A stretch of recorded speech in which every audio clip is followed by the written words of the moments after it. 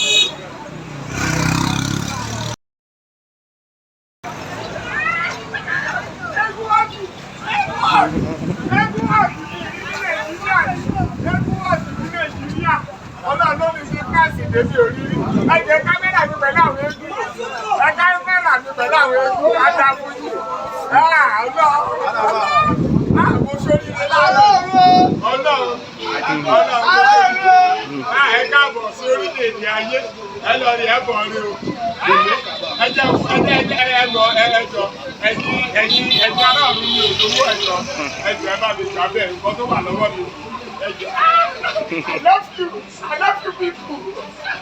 Hello, friends. Ẹ béèrè kan lọ́wọ́ yín bros. Ẹ jẹ́ wá béèrè kan lọ́wọ́. Mo fẹ́ interview nínú kíní ni. Bá dá yín lò mọ́. I love you so much. Kí ló dé tẹ́ ṣe ń pò lára ọ̀run?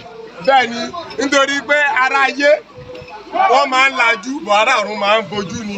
Okay. I really appreciate them. I love them. Okay. Nítorí mo like ìṣẹ̀ṣe. Okay. Yes. Okay. Ṣé ìṣẹ̀ṣe náà ń ṣe àbí? Ìṣẹ̀ṣe ni. Okay. Bẹ́ẹ̀ni, mo like wọn gan. Thank you very much.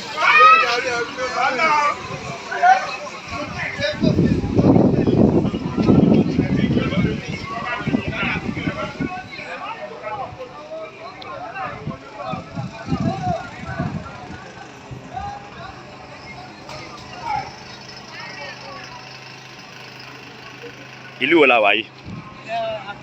Kí lorúkọ eégún yìí? Ìyẹ̀rẹ̀. Okay. Eégún Ìyẹ̀rẹ̀ nílùú Àkúrẹ́.